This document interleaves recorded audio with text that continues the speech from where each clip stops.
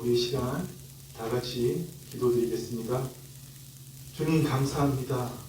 오늘 이 시간 우리에게 주의 영광으로 임하셔서 우리의 몸이, 우리의 가슴이 하나님을 느끼게 하여 주옵소서.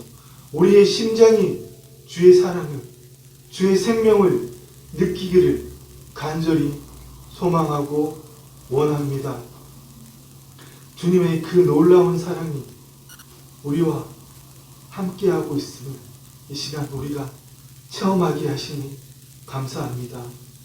주의 성령님 지혜와 계시의 영으로 임하여 주셔서 오늘 시간에 하나님 아버지가 누구인지를 알게 하여 주옵시고 우리의 마음의 눈을 밝히사 우리의 마음속에 있는 예수 그리스도 안에 있는 그 하나님의 영광을 아는 빛이 빛남으로 말미암아서 내가 누구인지를 알게 하여 주옵시고 이제는 예수 그리스도 밖에서 그리스도를 바라보고 나를 바라보는 것이 아니라 나의 생명 되신 그리스도 안에서 내 마음과 육신과 이 세상을 바라보며 주의 뜻을 이루는 우리의 삶이 되게 하여 주시옵소서. 오늘 이 시간 주님만이 나의 전부가 되기를 소망하고 원합니다. 주님과 하나 되는 이 시간이 되기를 소망합니다. 존귀하신 주의 성령님, 오늘 이 시간 주의 인도함을 받아서 주의 생명의 말씀이 선포될 때 그 말씀이 영이고 생명이 되어서 오늘 이 자리에 함께한 모두에게 그 말씀대로 그들의 생각과 그 감정이 그 몸에 경험되어지는 생명의 시간이 되게 하여 주옵소서. 오직 주님만이 전부인 우리가 되었음을 주 예수 그리스도 이름으로 선포합니다. 그렇게 역사하시는 주님 홀로 영광 받아 주옵소서. 감사를 드리며 예수님 이름으로 기도드립니다. 아멘.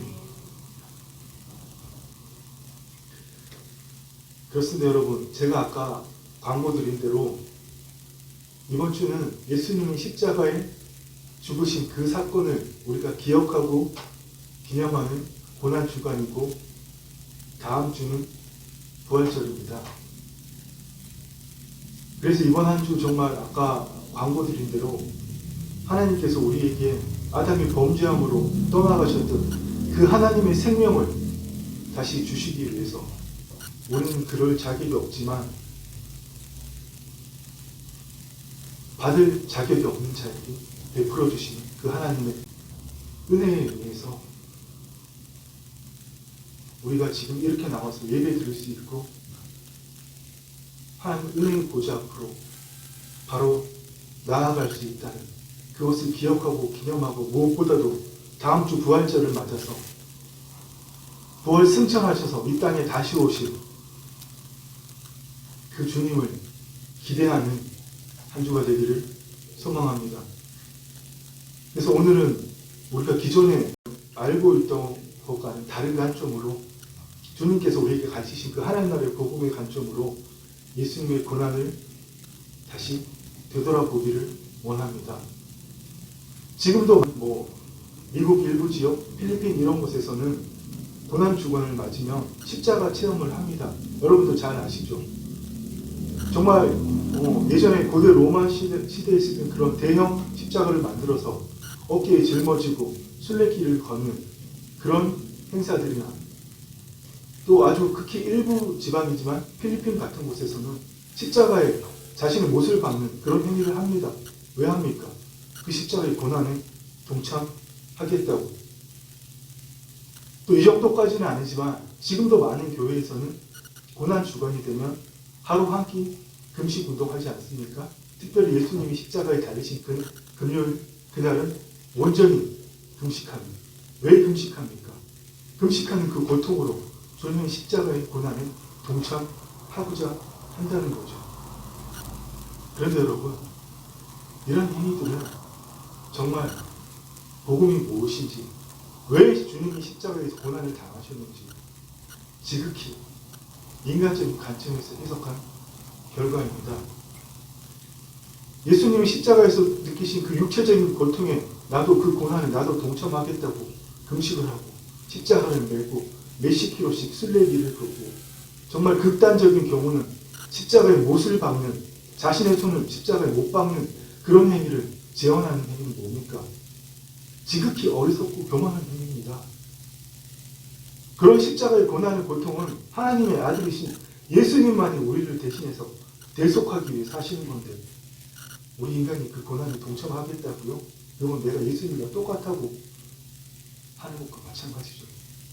지극히 교만한 행위라는 겁니다. 여러분, 우리가 이것을 오늘 깨닫기를 원합니다. 그뿐입니까? 오늘날 이 기독교는 정말 기독교의 본질을 다 흐려버렸습니다. 여러분, 기독교의 가장 본질이 뭡니까? 십자가의 죽음이잖아요. 죽음. 그 죽음이 있어야 우리가 새로운 존재로 태어나는 거잖아요. 예수님 믿고 제사함 받는 거 믿어서 우리가 거듭납니까? 예수님의 죽으심과 부활에 연합해야죠. 예수님의 죽으심과 부활에 내가 연합할 때에 성령 하나님의 역사로 말미암아 우리가 새로운 창조를 있는 거잖아요. 우리가 지금 매주 나누고 있는 그 고린도후서에 기록된 말씀대로 그런즉 누구든지 그리스도 안에 있으면 새로운 피조물이라 이전 것은 지나갔으니 보라 새 것이 되었다는 그 사도 바울의 고백처럼 그 고백이 여러분 지극히 개인적인 고백이라고 우리 지난 수요일에 나눴었죠. 물론 모든 사람을 향하는 그런 선포도 되지만 사도 바울은 그 고린도후서를 기록할 때 그것을 지극히 개인적인 경험으로 기록했습니다. 다메섹으로 가는 그 길 위 도상에서 다메섹 도상에서 부활 승천하신 주님이 이 땅에 현현하신 것을 뵙고 부활하신 주님이 자신의 눈앞에 나타낸 것을 뵙고 사울은 눈이 멀었습니다. 왜 눈이 멉니까? 어둠에 있으면 강렬한 빛이 비치면 눈이 멀잖아요. 여러분 그렇지 않습니까? 오랫동안 동굴 같은 데서 갇혀서 빛을 보지 못한 사람이 갑자기 빛을 볼 수 있습니까? 재난을 당해서 어떤 건물 지하에 갇혀있던 사람들 갑자기 빛 못 보게 하려고 눈 가려서 나오잖아요. 똑같습니다, 여러분. 사울은 하나님에 대해서 구약 성경에 대해서 누구보다 정통하고 박식한 자였지만 어둠 속에 있었던 겁니다. 그럼 그가 빛이신 주님을 배울 때 실제 육신의 눈까지 멀었던 겁니다. 그것이 여러분 무엇을 통해서 가능합니까? 빛이신 주님을 뵙고 우리가 거듭나는 게 죽음을 통해서 가능한 거잖아요. 이처럼 우리 기독교의 핵심은 예수님의 죽으심과 부활인데 어느 날 더 교회에서는 죽음에 대해서 가르치지 않습니다. 천국에 대해서 가르칩니다. 하나님 나라 가르칩니다. 너희 빛이 세상의 빛이요 너희 착한 행실을 보고 하나님 아버지께 영광을 돌리라고 이런 말들을 하면서 구제봉사 엄청나게 합니다. 그런데 여러분 죽으라는 얘기는 안 합니다. 자신이 죽지 않고 겉사람 이성이 기초한 거짓자가 펄펄 살아서 날뛰면서 아무리 구제하고 봉사한들 하나님을 위해서 무슨 일을 한들 여러분 주님이 우리에게 원하시는 게 아니잖아요.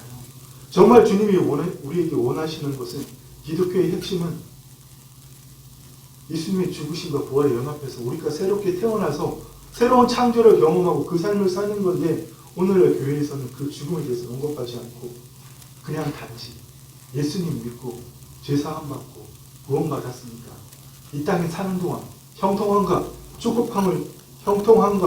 축복을 누리고 그 다음에 죽어서는 천국에 갈 수 있다. 이것만 가르친다는 겁니다. 이렇게 완전히 변질된 복음이 오늘날 시대 교회에서 판치고 있는 그런 시대가 되어버렸습니다. 두 번째로 오늘날 교회는 예수님의 재림에 대해서 가르치지 않습니다. 2000년 전에 이 땅에 오셔서 인간의 몸을 입고 오셔서 우리를 위해서 십자가에 죽으시고 부활하신 주님 공생의 3년 동안 수많은 표적과 기사들을 행하시면서 하나님 나라가 임한 증거를 보이시면 주님께서 부활을 승천하신 다음에 진리의 영이신 성령님을 우리 안에 오시고 우리도 그 일을 하시겠다고 보여주신 2000년 전에 이 땅에 오신 그 주님에 대해서는 수많이 가르치고 성경을 상고하고 연구하고 그렇게 하지만 다시 오실 주님에 대해서는 거의 언급하지 않는다는 겁니다. 제가 작년 상반기에도 여러 번 말씀드렸지만 왜 그렇죠? 1992년도에 있었던 담임 선교회는 예수님의 재림의 날짜 일시까지 못 박아서 사람들을 미혹해서 이 대한민국 사회를 엄청나게 흔들어댔던 엄청난 사회적 파장을 일으켰던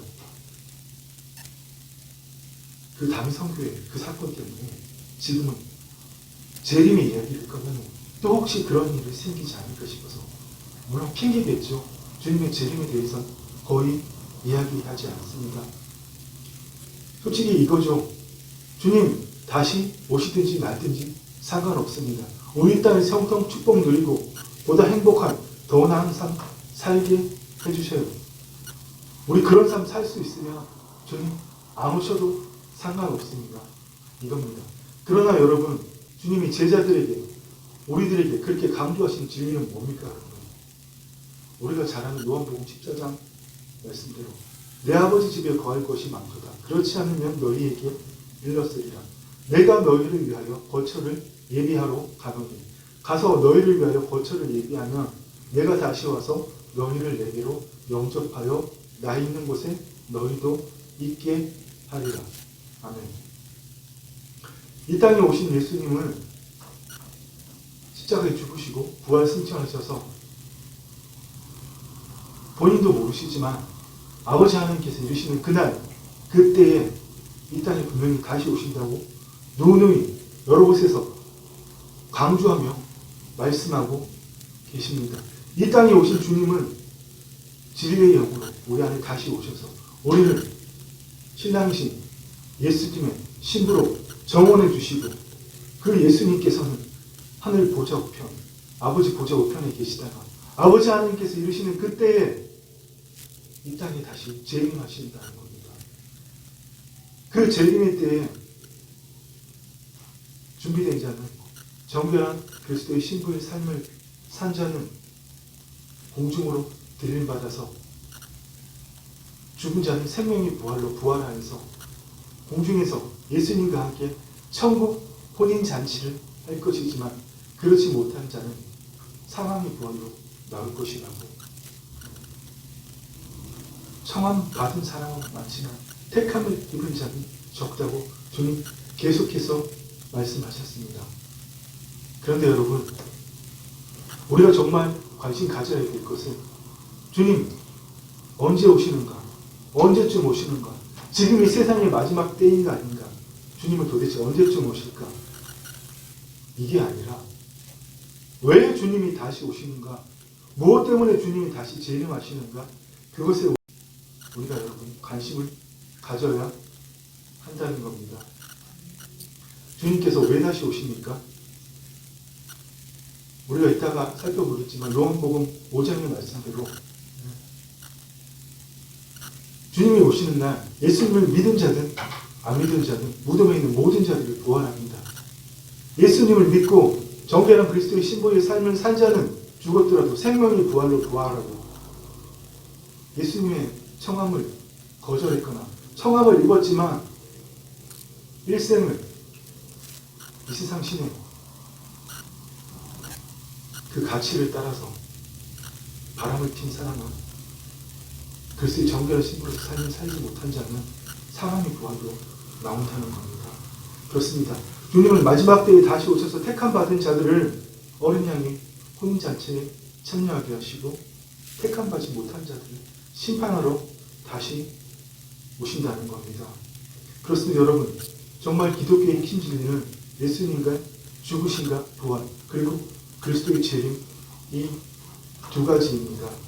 이 땅에 오신 예수님 죽은 지 사흘 만에 부활하신 예수님 그리고 아버지께서 말씀하실 때 반드시 다시 오시는 예수님 이 진리가 있기 때문에 우리 기독교를 다른 어떤 종교와도 비교할 수 없는 하나님의 통치 이야기라는 것을 우리는 너무나 잘 알고 있습니다. 정말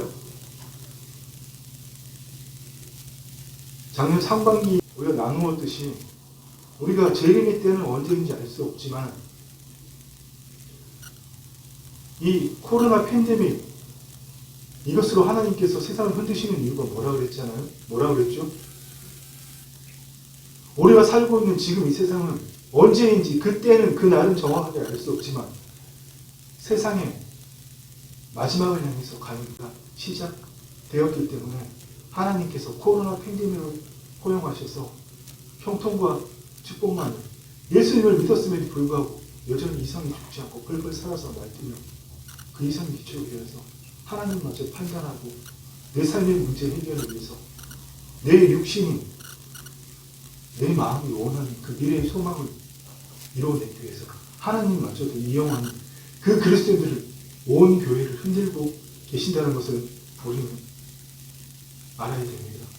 정말 이제는 우리는 이 세상의 마지막을 준비하는 하나님의 자녀로서 이 땅의 주의 영광과 뜻을 이루어가는 온전한 주의 자녀로 세워져야 될 때입니다. 우리 정말 여러분 이 귀한 때에 허송해서는 안 되는 겁니다. 정말 매일의 삶을 주의 영광과 뜻을 이루어가는 온전한 주의 자녀 사역에서 여러분 최선을 다해야 됩니다. 여러분 중간지대 없습니다. 제가 말씀드렸지만 하나님 편이냐 이 세상신 편이냐 그것이죠. 여러분 우리가 그 중간에서 변해가고 있다. 이런 중간 단계 없습니다. 여러분 어느 편에 서실 겁니까? 네, 하나님 편에 서야죠. 그 편에 서서 우리 이성이 없다는 것이 아니라 그 이성이 내 삶을 이끌어가는 그런 삶을 우리가 두 번 다시 살아서는 안 된다는 겁니다. 정말 정결한 그리스도의 신부로 준비되어서 그 마태복음의 말씀처럼 등과 기름을 모두 준비한 정결한 처녀로서의 삶을 살아야 됩니다. 그런데 아직도 많은 그리스도인들은 형통과 축복만은 죽어서 지옥 가지 않기 위해서 하나님 믿는 자들이 너무나 많잖아요. 종교를 믿는 맛이 하나의 스펙, 교회 다니는 것이 하나의 스펙인 것처럼 여러분 이런 왜곡된 복음에서 벗어나지 못하는 것이 오늘의 교회의 현실이지만 오늘 우리가 읽은 복음 요한복음 11장 죽은 나사로를 죽은 지 4일이나 지나서 시체가 이미 부패하기 시작해서 썩어서 냄새가 펄펄 나는 그 나사로를 다시 살리신 그 사건을 통해서 예수님의 고난과 부활을 한번 다시 돌아보는 것이 너무나 중요하다고 생각됩니다. 우리가 오늘 읽은 요한복음 11장은 하나님의 자녀로 새롭게 태어난 우리가 부활이고 생명이신 예수 그리스도를 진정으로 아는 것과 또 우리의 삶을 다시 한번 진지하게 되돌아보는 것과 우리의 죽음들 또 마지막으로 예수님에 대한 우리의 믿음을 정말 올바른 믿음을 가졌나 내 안에 그리스도께서 계신가 안 계신가 우리의 믿음을 확증하는 그런 아주 중요한 메시지를 담고 있습니다. 또 무슨 소리 하는가 싶습니까 여러분? 요한복음 11장 나사로 사건 교회에 50일 정도로 많이 들은 사건인데요. 스토리까지 다 알고 있는데 그렇습니다. 우리가 잘 알고 있는 대로 요한복음 11장 예수님 나사로 다시 살린 사건이잖아요. 예루살렘에서 한 오리 그러니까 2km 정도죠. 아주 가까이 있는 베단이라는 마을에 나사로, 마리아, 마르다 3남매가 살았잖아요. 이 마리아는 향유가 지금 시세로 몇천만 원 한 아주 귀한 상품이라고 했잖아요. 그것을 예수님의 발에 부어서 자신의 머리카락으로 씻은 예수님을 정말 극진하게 존귀하게 대접한 그 마리아 맞습니다. 나사로, 마르다, 마리아 이 베단이라는 곳에 이 3남매가 살고 있었는데 어느 날 오빠인 나사로가 병이 깊게 들어서 죽게 되었습니다. 그래서 마리아 마르다 자매는 인편이었든지 편지였든지 다른 사람 편으로 보냈겠죠. 구두였든지 편지였든지 예수님께 부탁을 전했습니다. 예수님 빨리 오셔서 우리 오빠의 병 좀 고쳐주라고. 그런데 오늘 본문 말씀 예수님 뭐라고 말씀하시죠? 이틀을 더 유하다가 가셨다고 말씀하셨잖아요.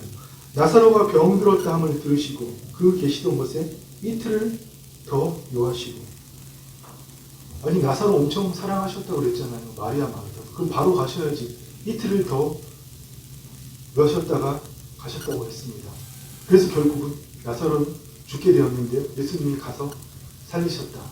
우리는 이 사건을 그냥 예수님의 요한복음에 있는 7가지 예수님의 자기 계시 중에 하나라고 생각하잖아요.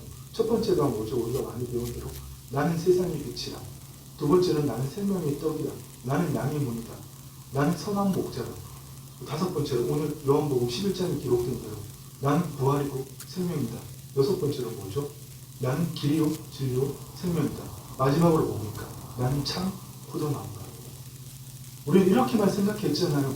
예수님이 자신이 하나님의 아들이라는 것을, 성자 하나님이라는 것을 밝히는 사건 중에 그냥 한 사건이라고 우리는 그렇게 알고만 있잖아요. 그런데 여러분, 이 사건을 그렇게 보아서는 안 된다는 겁니다.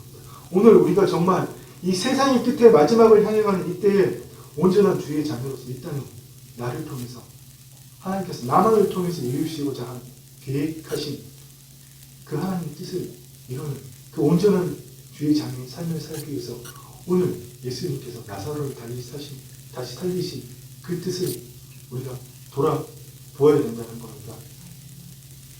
그런데 여러분, 예수님께서 왜 그 베다니에서 멀리 떨어진 이틀 정도 거리에 가서 계셨을까요?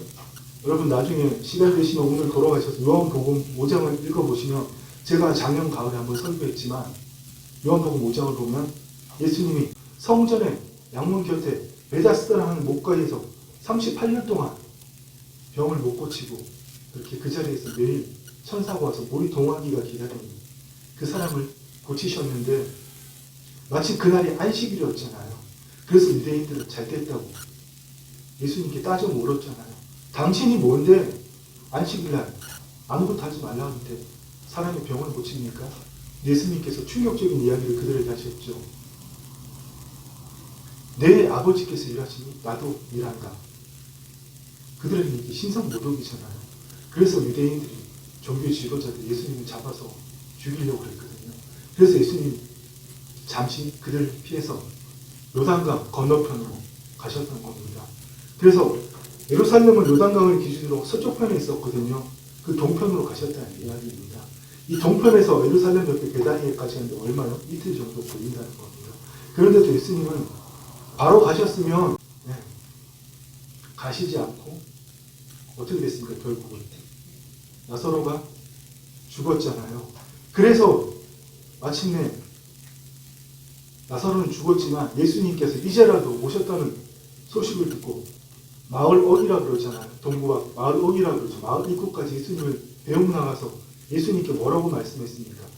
마르다가 예수께 여짜오되 주께서 여기 계셨더라면 내 오라버니가 죽지 아니하였겠나이다. 그러나 나는 이제라도 주께서 무엇이든지 하나님께 구하시는 것을 하나님이 주실 줄을 아나이다. 여러분 이 말씀 읽을 때 참 믿음이 돈독한 그런 고백 같습니까? 주님 오셨으면 내 오빠 안 죽었을 건데 지금이라도 오셨으니 하나님께서 예수님이 기도하시면 뭔가 이루어 줄 겁니다.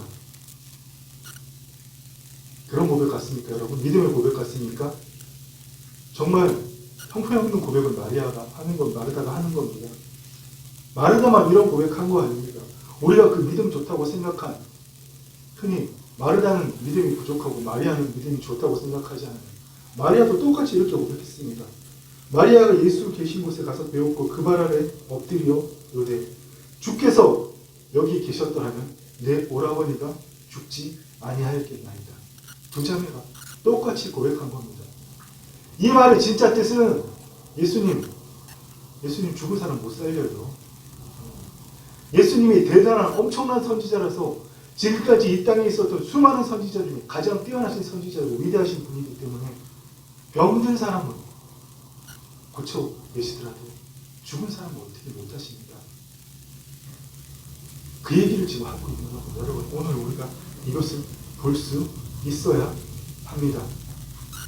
그래서 예수님께서 뭐라고 말씀하십니까? 예수께서 이르시되 내 오라비가 다시 살아나리라. 지금 살아난다는 이야기 하시는 거잖아요. 내 오라비 나사로가 죽었지만 지금 살아날 거야. 그러니까 마르다가 또 뭐라고 합니까? 믿습니다. 믿어요. 근데 지금 아니고요. 마지막 부활의 때 다시 살아날 줄 내가 아나이다. 구약의 선지자들이 얘기했던 그 새하늘과 새 땅, 그 영원한 하나님 나라가, 미래적 하나님 나라가 이루어지면 그때 마지막 날 다시 살아난다고 동문서답을 하는 겁니다. 그렇게 예수님이 이렇게 말씀하시잖아요. 아니야 마르다야. 예수께서 이르시되 나는 부활이요 생명이니 나를 믿는 자는 죽어도 살겠고 무릇 살아서 나를 믿는 자는 영원히 죽지 아니하니 이것을 내가 믿느냐. 살아서 나를 믿는 자는 영원히 죽지 아니하니 이것을 믿느냐.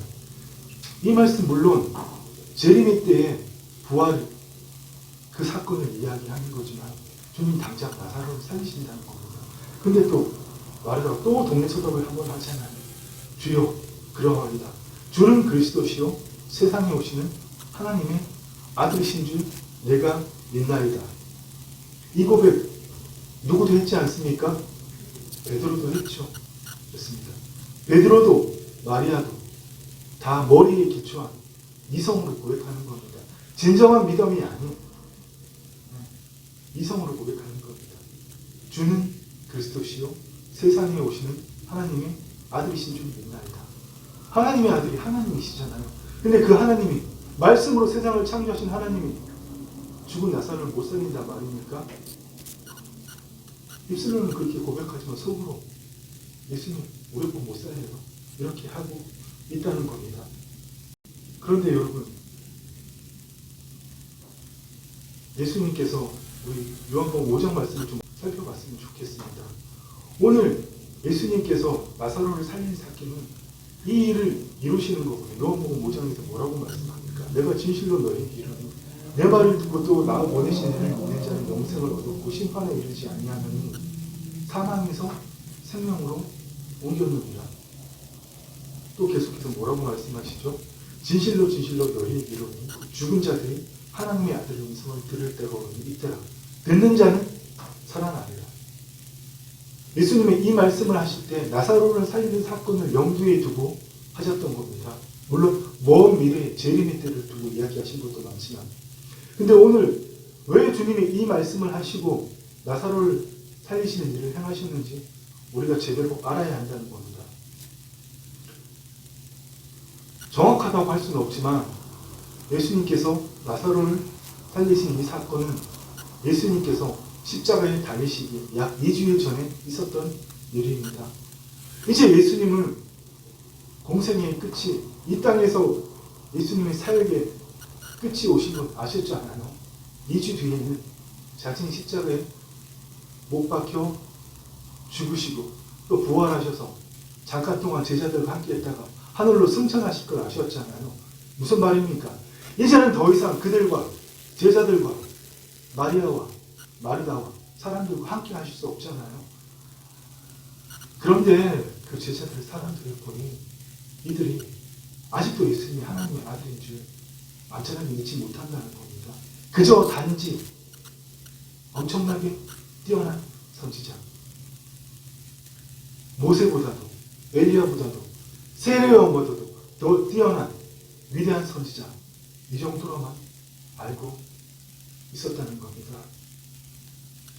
예수님께서 이런 이들을 부르고 얼마나 답답하셨을까요? 정말 마리아, 마르다는 둘째치고 제자들은 베드로를 비롯해서 제자들은 이미 거의 3년을 실제는 3년이 넘었죠. 예수님이 공생의 사역을 3년 반 정도 하셨거든요. 3년이 넘은 시간을 예수님과 함께 동고동락하면서 같이 밥 먹고 같이 다니고 같이 잠자고 예수님께 칭찬도 듣고 신랄한 꾸정도 듣고 예수님의 사랑을 받았던 그 제자들조차도 예수님의 5장에 사신 말씀을 내가 진실로 너에게 이르노니 죽은 자들이 하나님의 음성을 듣고 다시 살아나리라. 또 뭐라고 말씀하십니까? 아버지께서 자기 속에 생명이 있음 같이 아들에게도 생명을 주어 그 속에 이끌어야 하셨고 인자됨으로 말미암아 심판하는 권한을 주셨느니라. 이를 놀랍게 여기지 말라. 무덤 속에 있는 자가 다 그의 음성을 들을 때가 오나니 선한 일을 행한 자는 생명의 부활로, 선한 일을 행한 자는 생명의 부활로, 악한 일을 행한 자는 심판의 부활로 나오리다. 네. 이 말씀을 제자들은 전혀 깨닫지 못하고 있다는 겁니다. 그래서 주님 오늘 죽은 나사로를 다시 살리심으로 이 말씀을 현장 체험학습으로 보여주시기를 원하셨다는 겁니다. 마치 유치원 아이들이 동물원으로, 또 자연 환경이 좋은 숲속으로, 바다로 자연을 경험하기 위해서 책으로 읽고 교실에서 이렇게 하는 것보다 실제로 가서 보고, 이게 바다야, 동물들 이런 거야, 숲속은 이런 거야, 광활한 자연을 직접 경험하기 위해서 현장 체험 학습을 하잖아요. 그것처럼 주님 오늘 이 말씀을 마지막 때에 주님께서 다시 오시고 선한 일을 한 자는 생명의 부활로, 악한 일을 한 자는 심판의 부활로, 무엇보다도 예수님을 믿은 자는 이미 뭡니까? 그 속에 영생이 있다는 것을, 이미 영생하는 자가 되었다는 것을 주님, 그것을 가르쳐 주시기 위해서 나사로를 사건을 행하신다는 겁니다. 아멘. 지금의 우리는 이 기록된 성경을 가지고 있잖아요. 그래서 예수님이 언제 이 땅에 오셨고, 어떠한 일들을 행하셨고, 언제 십자가에 돌아가셨고, 또 죽으시고, 부활하시고, 성령님이 이 땅에 임하심으로 현재적 하나님 나라가 시작되었고, 초대교회들이 어떻게 이루어졌는지, 어떻게 됐는지, 모든 사건의 전후를 알지만 제자들은 모르고 있다는 겁니다. 예수님을 믿고 따르는 사람들은 이 지금 나사로를 다시 살리시는 사건, 불과 2주 뒤에 예수님께서 죽으신다는 것을 전혀 그들은 모르고 있다는 겁니다. 뭡니까? 예수님의 죽으심과 부활, 재림에 대해서 오늘날 우리가 교회에서 그걸 가르치지 않듯이 그들도 전혀 몰랐다는 겁니다. 이게 바로 예수님께서 십자가에 다니시기 전에 제자들을 향해서 가진 고민이었거든요. 이제는 예수님이 제자들을 떠나야 할 때를 아셨지만 여전히 그들은 예수님이 왜 이 땅에 오셨고 무슨 일을 하실지 알지 모른 채로 단지 그저 다윗 왕국의 그 영광을 재건한 이스라엘이 기대하는 그 인간적인 메시아로, 위대한 왕으로, 위대한 선지자로 그렇게만 알고 있었다는 겁니다. 그래서 예수님께서 십자가에 죽으실 때 다 흩어질 그들을 보고, 또 예수님이 부활하셨음에도 불구하고 그것을 믿지 않는 그들을 보고 예수님 정말 안타까우셨던 겁니다. 그래서 예수님 오늘 이 현장, 나사로를 살리시는 그 현장 학습을 통해서 그들에게 이것을 알리시길 원하셨다는 겁니다. 물론 성령님이 다시 오시면 이 모든 것을 성령님께서 그들에게 풀어줄 줄 아셨지만 예수님 그들을 보면서 너무 안타까우셨던 거죠. 요한복음 14장에 성령님께서 오시면 어떻게 하신다고 말씀하십니까? 내가 아직 너희와 함께 있어서 이 말을 너희에게 하였거니와 보혜사 곧 아버지께서 내 이름으로 보내실 성령, 아버지께서 내 이름으로 보내실 성령, 그가 너희에게 모든 것을 가르치시고 내가 너희에게 말한 모든 것을 생각나게 하리라. 아멘. 또 예수님의 고민은 또 한 가지가 있었습니다. 그들은 예수님이 누구신지 모르고 예수님이 그 십자가에 죽으시고 부활할 것을 모른다는 거기에 대한 고민도 계셨지만, 또 하나는 그들의 믿음이 엉터리 믿음이었다. 진리에 대한 입술에 고용만 있는 그 진리와 하나 되지 못하는 그런 엉터리 믿음을 가졌다는 것이 예수님의 큰 고민이었습니다. 오늘 마르다와 마리아가 여러분 뭐라고 동일하게 고백했습니까? 예수님께서는 지금 나사로 살린다고 그러셨잖아요. 근데 뭡니까 우리는? 마르다가 이르되 마지막 부활의 때에는 다시 살아날 줄 내가 아나이다. 이런 고백을 하고 있다는 겁니다. 정말 이 마르다의 고백은 입술의 고백과 그 믿음이 전혀 일치되지 않는 겁니다. 말로는 고백하지만 그냥 이성의 기초에서 그건 나 믿습니다. 진리인 거 믿습니다. 이렇게 고백하는 것 뿐이라는 겁니다. 그런데 예수님 오늘 말씀하시잖아요. 내 오라비가 다시 살아난다. 여러분 우리가 이렇게 고백했다면 그것을 믿어야 되잖아요. 근데 지금은 아니고요. 아니요. 지금 아니에요. 말로는 믿습니다 그래놓고 지금은 아니에요. 나중에 마지막 때 부활할 걸 믿습니다. 사실 마르다가 뭐라고 고백하기를 예수님이 원하셨을까요? 예수님의 어머니 마리아가 했던 고백. 주의 요청이 주의 말씀대로 내게 이루어질지 믿습니다. 주님 그 고백을 원하셨다는 거죠. 여러분 이 고백의 차이를 우리가 분명히 알아야 됩니다. 예수님께서는 다시 나사로가 살아난다고 하는데 믿습니다 하면서 마지막 부활의 때에 살아날 거 믿습니다. 이런 고백과 주의 말씀대로 내게 이루어질 걸 믿습니다 하는 이 고백은 엄청난 차이가 있다는 것을 알아야 됩니다. 뭡니까 여러분? 우리가 늘 입술로 내가 하나님 자녀인 거 믿습니다. 내가 거듭난 거 믿습니다. 이런 고백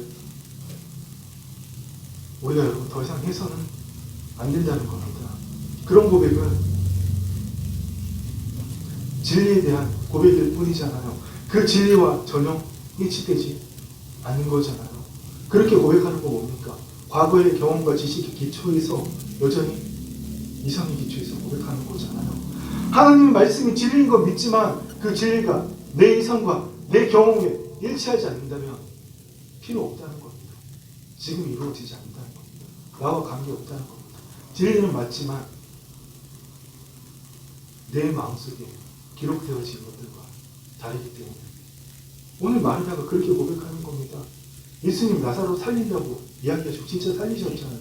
그런데 마르다 지금 못 살려요. 마지막 때만 살아나는 거죠. 이렇게 하고 있다는 겁니다.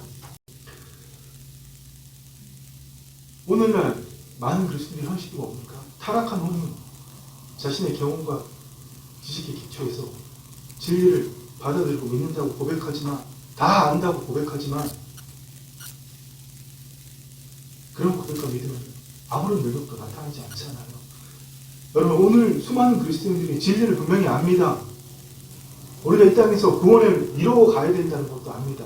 구원을 받았다면 구원을 이루어 가야 된다는 것도 분명히 알지만 왜 그들이 구원을 이루어가는 삶을 살지 못하고 진리가 그들의 삶에 풀어지지 않을까요? 더 안타까운 일은 그렇게 진리를 풀어지지 않으면 하나님 말씀을 열심히 죽으라고 믿는데 그게 내 삶에 하나도 안 풀어지면 이렇게 생각한다는 거죠. 내가 더 열심히 믿지 못해서 더 헌신하지 못해서 말입니다. 정말 안타까운 일이죠. 여러분 그것 때문이 아니라 진리는 무엇인지 자신의 머리로 알지만 이해하지만 단 한 번도 삶에서 체험하지 못한 거잖아요. 오늘 말씀의 제목처럼 거듭난 사람은 이미 부활과 영생의 삶을 살고 있는데 그걸 머리로 믿지만 단 한 번도 체험하지 못하는 거잖아요. 이미 내 안에 주님께서 계시다면 영생이 내 안에 있는 건데 우리는 날마다 주변의 상황에 따라서 우리 건강이 좀 안 좋아진다면 어떤 안 좋은 일이 생긴다면 우리는 늘 불안해하고 걱정하잖아요. 정말 내 안에 영생이 있는 그 삶을 산다면 오늘 육신의 삶이 끝나서 죽는다고 할지 여러분 무엇이 두렵고 무엇이 겁납니까? 나는 이미 영생하는 존재고 내 육신의 삶이 끝나면 주님 이 땅에 다시 오시는 그날 영광스러운 부활의 몸을 입고 주님과 함께 새하늘과 새 땅에서 영원히 왕노로 할 건데 말이죠. 근데 그게 체험되지 않으니까 주님 나도 죽을게요 하고 막상 의사가 죽는다고 선포하면 난리를 치잖아요. 살기 위해서 모든 방법을 다 동원하잖아요. 그렇기 때문에 그 진리가 풀어지지 않는다는 겁니다. 거듭나는 순간 우리는 새로운 창조가 우리한테 이미 임했습니다. 하나님이 처음 세상을 창조한 것처럼 우리를 새롭게 창조하신 그 두 번째 창조, 새로운 창조가 우리 안에 일어났으면 하나님의 신성과 내 몸을 통해서 아버지 영광을 나타내는 하나님의 신성과 하나님이 하나님을 나타내기 위해서 필요한 주신 모든 것들, 그 원복이 생명과 경건에 속한 모든 것들이 나에게 있는 것을 느끼고 체험해야죠. 그걸 믿는 게 아니라 그 말씀에 내 생각, 내 감정, 내 의지도 표현을 일치시켜야 되잖아요. 그런데 맨날 믿어져야 말이죠. 좀 이해가 안 되는데요. 내 방식은 그게 아닌데 하나님한테 내 방식으로 일하라고 하나님의 딜하는 그런 삶을 우리가 살고 있다는 겁니다. 여러분 정말 우리가 하나님의 자녀라면 새로운 피조물이 되었다면 그 사실을 믿는 게 아니라 그 삶을 살아야 됩니다. 이 일은 성령과 말씀에 의하지 않고는 결코 이루어질 수 없는 일입니다.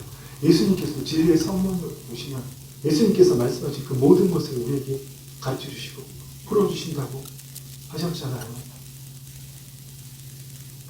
제자들도 마찬가지입니다. 예수님께서 이렇게 나사로를 살리신 현장 체험 학습까지 시키셨음에도 불구하고 아니 죽은 병자도 살리셨는데 죽은 병자가 아니죠.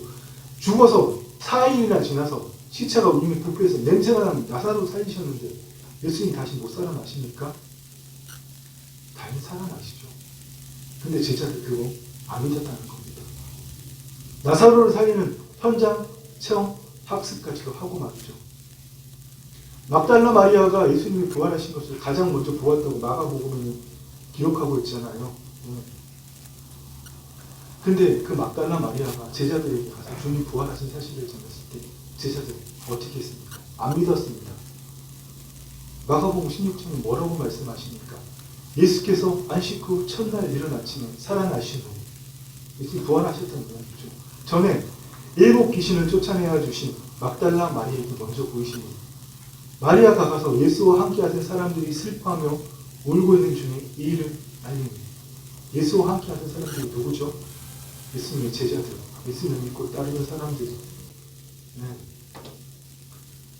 이들에게 가서 이들이 슬퍼하고 울고 있는 중에 이 일을 알리니 예수님이 부활하셨다고 알리니까 그들이 뭐라고 했습니까? 제자들은 예수께서 살아나셨다는 것과 예수께서 부활하셔서 살아나셨다는 것과 마리아에게 보이셨다는 것을 듣고도 믿지 아니하니라. 불과 2주일 전에 죽은 나사로를 살리시는 그 현장 학습을 하고도 제자들은 믿지 않았다는 겁니다. 그러나 진리의 성령이 임하시는 이들을 어떻게 하셨죠? 목숨까지 다 내던지고 또 예수님이 이 땅에 계실 때는 예수님을 직접 보지 못했지만 부활하신 주님이 잠깐 편안하신 그 주님을 뵌 바울은 어떻게 했습니까? 그러면 자신의 목숨을 내어놓기까지 하나님 나라를 복음을 전했잖아요.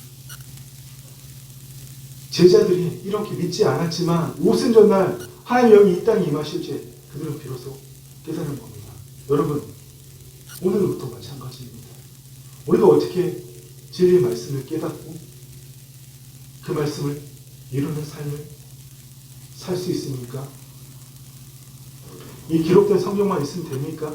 이것만 열심히 상고하고 이것만 열심히 공부하고 그렇게 하면 여러분 우리가 그 삶을 살 수 있습니까? 절대 아니라는 겁니다. 말씀을 마무리하도록 하겠습니다. 하나님께서는 전지전능하시고 우리에게 모든 걸 베풀어 주길 원하십니다.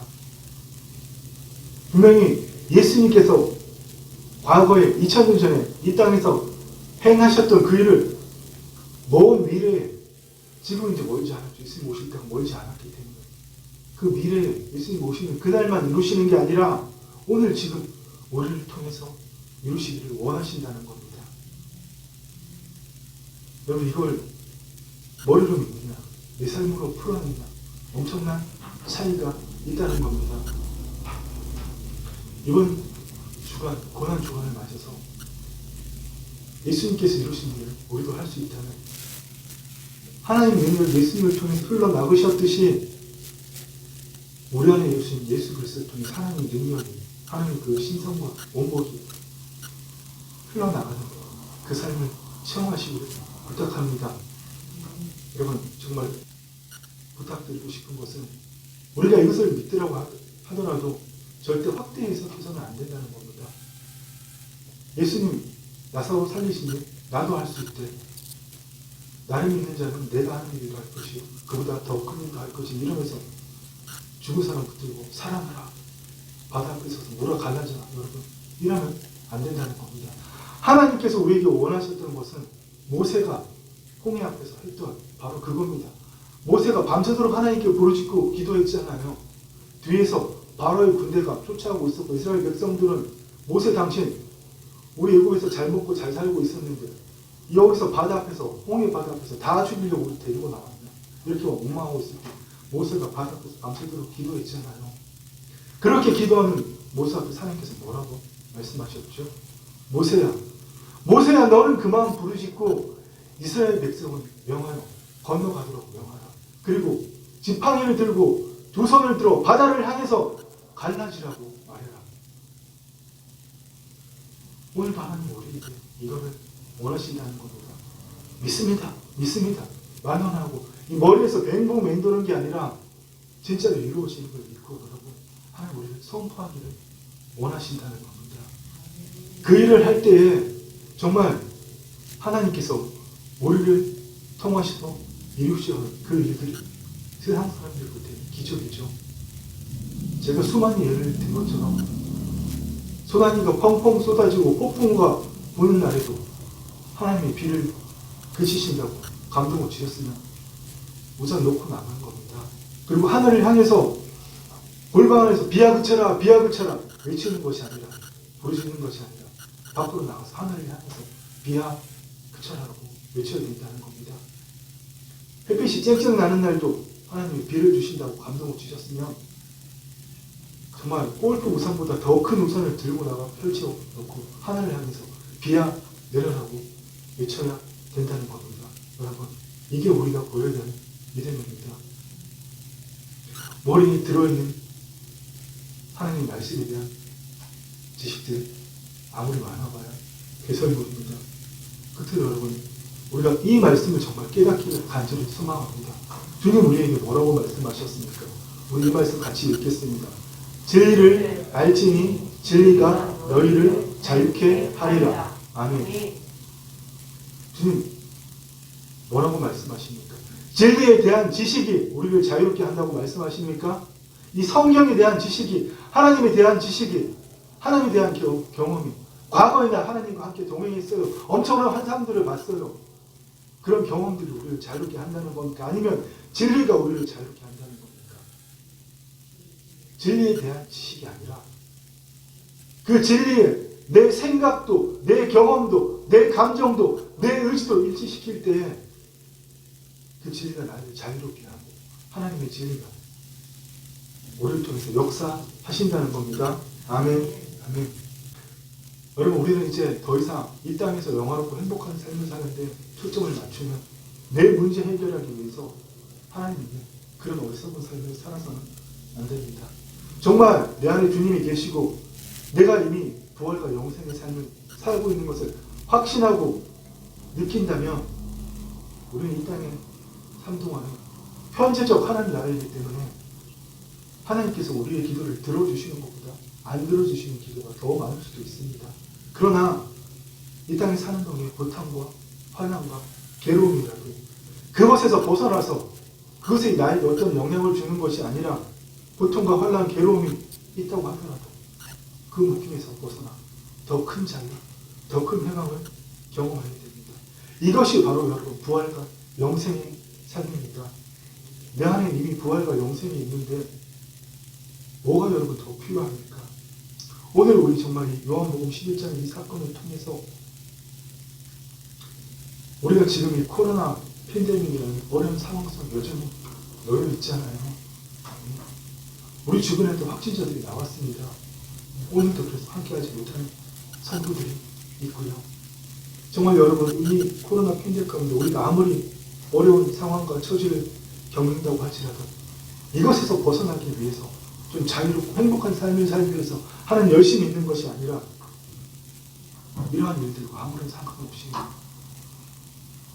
코로나 확진이 되었다고 할지라도 그 확진과는 아무런 상관없이 내 안에 계신 그 주님과 생명질의 교제를 함으로 정말 더 큰 자유, 더 큰 해방, 주님이 주시는 세상이 줄 수 없는, 알 수도 없는 그 자유와 해방을 누리고 이 땅에 예수 그리스도의 이름으로 우리를 통해서, 나를 통해서 이루시고 하는 그 뜻을 매일의 삶에서 이루어가는 저와 여러분 되었음을 주님으로 선포합니다. 그 일을 이루어낼 여러분 사랑하고 축복합니다. 기도하겠습니다. 아멘. 주님 감사합니다. 우리를 통해서 하나님의 통치를 우리를 통해서 이루시고자 계획하셨고 또 그 일을 성취하시고 이루시는 주님, 오늘도 우리 안에 오셔서 그 일을 이루시니 감사합니다. 이제는 사랑하는 주의 모든 성도들이 좀 더 걱정 없는 삶, 좀 더 행복한 삶, 좀 더 안락한 삶, 좀 더 돈을 많이 버는 삶, 좀 더 명예로운 삶, 좀 더 멋있는 삶, 좀 더 아버지 쾌락의 삶, 그런 삶을 추구하는 것이 아니라 주님, 이 땅에 사는 동안 하나님께서 그리 아니하실지라도 이미 내 안에 부활과 영생을 주셨어. 주님이 이 땅에 다시 오실 때 주님과 함께 영원히 왕노릇할 그 삶을 바라보면서 지금도 좋은데 그때는 얼마나 더 좋을까는 그 천국, 미래의 천국의 소망으로 오늘 매일의 삶을 살아가는 주의 귀한 자녀들 삼아 주옵소서. 이들이 그 매일의 삶을 살아가면서 이들에게 맡기신 그 터에서 하나님의 말씀을 이루어갈 때, 주의 뜻을 이루어갈 때 주님, 이런 이들을 통해서 마음껏 영광 받아 주시옵소서. 감사를 드리며 예수님 이름으로 기도드립니다. 아멘. 이 시간 주 예수 그리스도의 은혜와 우리 아버지 하나님의 사랑과 성령 하나님의 교통하심이 내 안에 오신 부활이고 영생이신 그 주님을 따라서 어디든지 가려 하는 사랑하는 주의 자녀들에게 이제부터 영원토록 함께 있을지어다. 아멘. 네, 여러분, 이번 한 주는 부활이고 영생이신 그 주님과 함께 동행하는 그 삶을 살아내고 체험하는 여러분들 되시기를 축원합니다. 다음 주에 뵙겠습니다.